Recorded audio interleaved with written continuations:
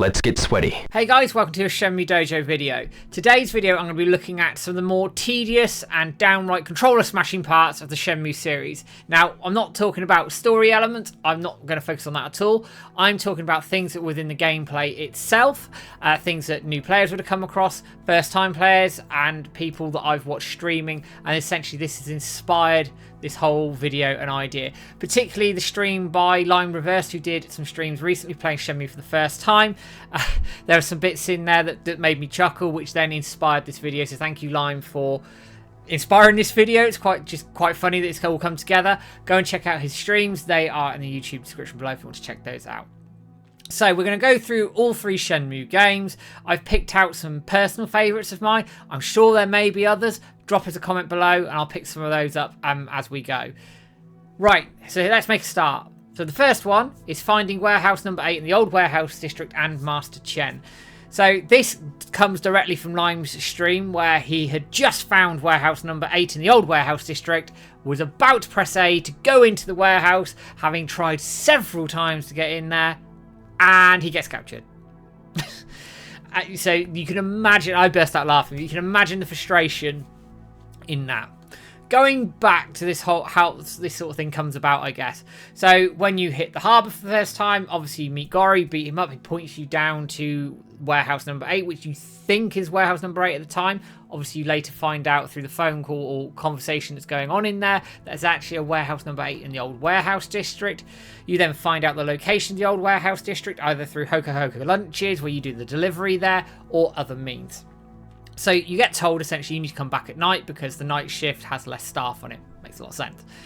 So you go in for the first time and you're sneaking under the sort of the guard's desk, the guard area, and you've got the torch on top of it. A QTE kicks in. If you miss it, you hit your head, and then you get captured. It kicks you back. Now that's quite good if you want to get the day skip in, so you can either see the bad ending or you want to get to Christmas or certain parts within the calendar within the game. Also, you get your 500 yen each time as well from Ine-san. It just builds up quietly in the background, so it can give you a bit of money. But that bit's okay. It's not too bad. It can be a little bit frustrating if you miss a QTE a couple of times, but it's only a one button QTE, so it's not that bad. But the frustrating bit, I guess, is when you get into the thing itself. You end up in a stealth section, which, I mean, it's very basic in that there's guards walking around, they have a line of sight, and you basically have to sneak around them to find warehouse number 8. Simple, right? But it's not, because you don't know where warehouse number 8 is, and you essentially have to find your time ferrying around between the warehouses, shining your torch on them to then locate where warehouse 6 is, etc., and narrowing it down so you can find warehouse number 8. All the time, these guards are going around and trying to find you. Now, if they capture you, you then get booted back, you lose a day, you repeat the cycle again. If you keep doing that and keep doing that, you then get a map from Shozo, who gives you some tips around the guards, and I think eventually it strips the guards back even more to allow you to get in there. But it is really frustrating, especially when, I think the stealth mechanic, while it's okay, is very, very basic. B, once the guards see you, it is really tricky, I think, to lose them. You essentially just have to keep running around in circles and hope to the love of God you can find warehouse number 8. And once you're in there itself, it's not immediately clear how you start the cutscene. Obviously, you pick up the plate, he drops it, and then Guizan comes out. But it's not immediately obvious as to how that happens. Now, I know that's sort of symptomatic of the games at the time, and I like how games ask you to explore, but I think some maybe more modern gamers might find that element a tiny bit frustrating. So that's one little frustrating bit. I didn't have a massive issue with it back in the day, but I've seen plenty of people over time that have. Continuing with Shenmue 1, the forklift section. Now, this is going to sound very controversial here, because I know some people really, really like this section. But take this from a sort of practicality standpoint, I guess, as well. When you get locked into the forklift job for the first time, you don't get any warning that you're essentially going towards the end game now. You're locked into that for 5 in-game games. You work, get your cutscenes, and then it obviously gives you the acceleration to the end of the game. There's no warning there. So straight away, if you want to go and buy capsules, finish your collection sets, you're very much limited in time to do that to the night time in the game. And you don't get very much time in that, because if you do your cutscenes and anything, that's like 8-9 o'clock in game. You get back, you get maybe hour and a half in game to do your collections, etc. So that's one frustrating part of it. The next part is, some people, to put it bluntly, find the forklift section quite boring, quite tedious, and don't understand why it's there. Now, Shenmue is very much a life simulator, so I understand why it's there, but I can understand why people would find that quite tedious and quite boring. Obviously, it's there for a purpose, because you're then finding out information on the Mad Angels, etc. But if they were to remake Shenmue, I don't know whether they could either speed that up, make it optional, give other jobs, for example. It can, and I think does feel a little tedious to people for the first time. I know when playing the game, sitting on speed runs or trying to speed through the games, it very much slows people down, and that can be another frustration of that as well. However, you get the 70-man battle payoff, which is a massive, massive payoff at the end of it. So if you stick with it, you do get this dramatic payoff at the end, and obviously leading into the end of Shenmue 1, building into Shenmue 2. So that side of it's done very, very well. But the forklift job itself, I think, can be considered quite tedious by some, and I get why. Now, the next one, we're moving into Shenmue 2 here.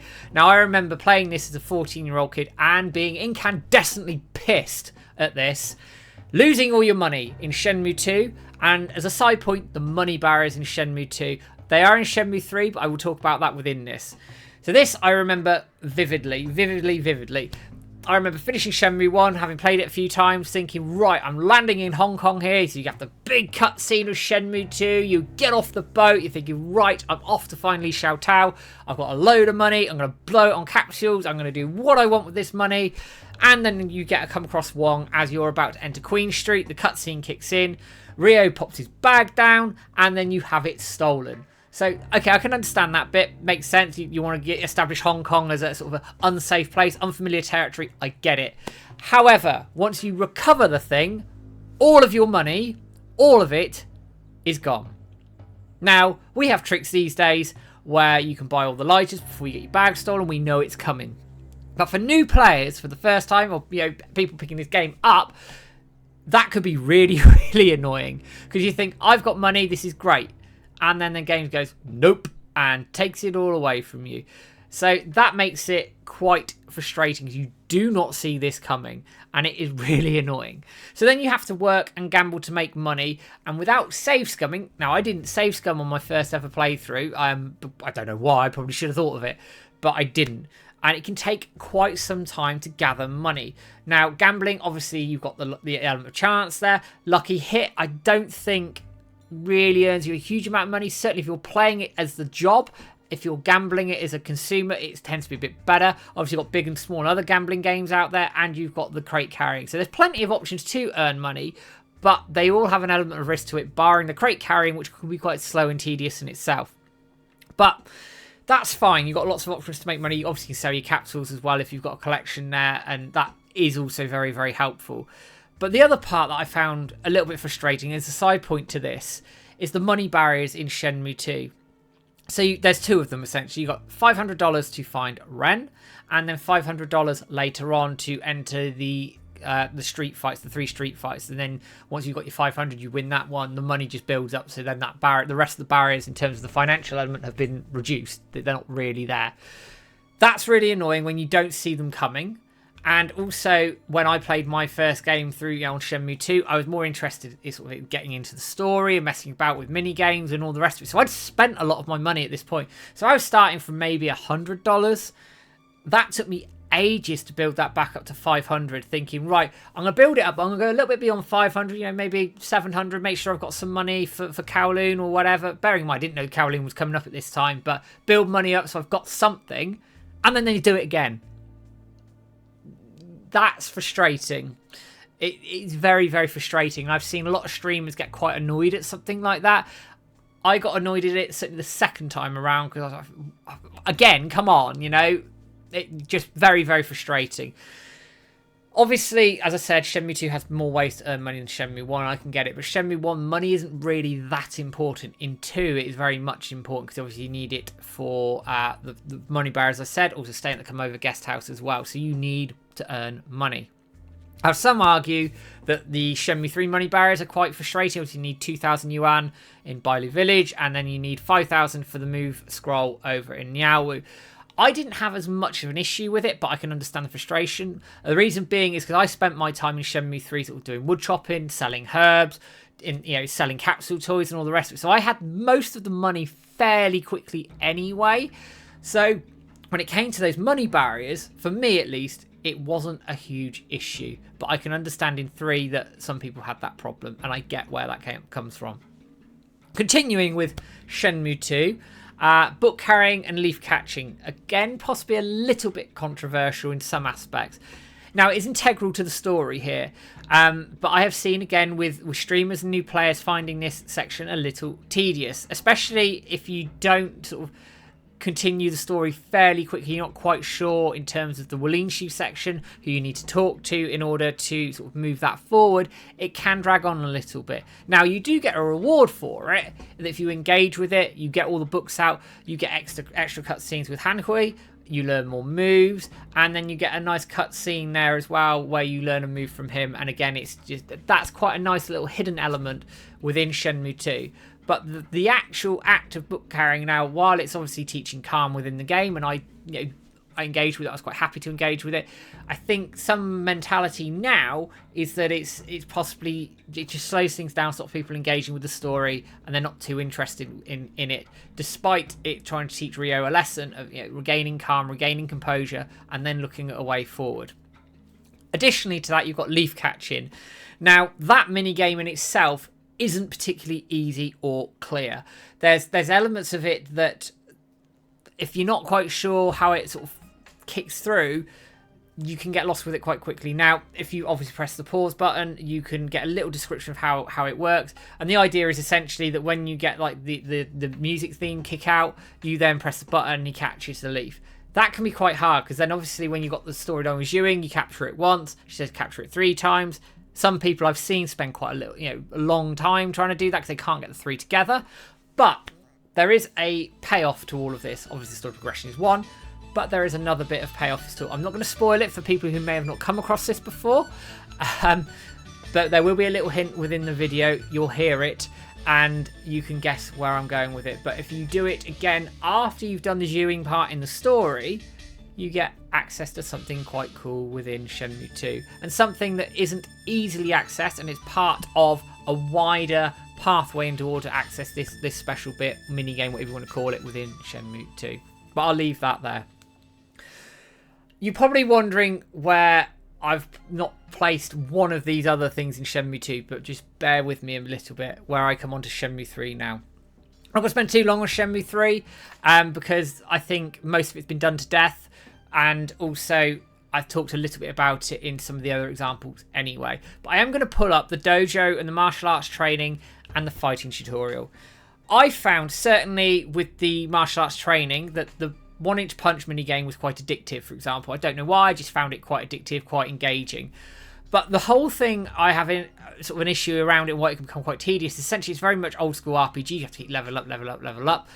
And then it makes the story fights, if you do it too much, far too easy. If you don't do it, it makes the story fights far too hard and you get your ass kicked. So there needs to be a better balance, I think, with how this training element works in Shenmue 3. Whether they carry it on to Shenmue 4, I don't know. But for me, it needs to be a better balance of how that's integrated potentially within the story and how it might sort of help Ryo develop later on. As I say, story progression seems sensible, but I don't quite know how they'd make that work. And then my final point on this is more around the fighting itself. Now, I didn't have a problem with the fighting engine. I thought actually when you dig into it, it's quite engaging. Obviously, you have the button lag, which is a bit of a problem, but yeah, you can see it's unpolished and unfinished. It need more time. But the one thing I am going to bring up is the fact that for a new player, and we all experienced this fairly recently, is the fighting tutorial is non-existent. All it says pretty much is mash buttons. That's not great, if I'm honest. I'd have loved something that taught you the basics and then had to string some combinations together so you can really engage in the system. Bearing in mind as well, if you've got low health, you've got a hidden slow-mo mode that if you dodge it at the right time, the whole thing slows down and you can get a few extra shots in. Why doesn't it tell you this? I know it's sort of old school, I guess, in some respects, but that would have been a cool thing to be told about in a tutorial. People then understand the engine, they understand how it works, how it comes together. I think you get more out of it potentially as well. But that's just a little side point to sort of the dojo training system that I've talked about in Shenmue 3. Now, I'm going to come on to probably the one that really gets people, and I've seen so many people lose their shit over this. Of course, I'm talking about Shenmue 2, I'm talking about the Ghost Hall building, I am talking about the planks section. Now, you probably, if you've never played Shenmue before, look at me going, what the fuck are you talking about? So, without a shadow of doubt in my mind, this is the most frustrating, evil, tedious, controller smashing part of any Shenmue game I have played, and probably, fingers crossed, any further Shenmue games going forward. So imagine a time where you can map glitch up the stairs, so then you basically skip all of it. Brilliant. You have to do, I think, 4 floors of 2 planks per floor of increasingly difficult QTE sections to get to floor number 10, where 5-Star Corporation is, and you're looking for Yuanda Zoo. If you fall off, you start from the beginning, and you have to do it all again.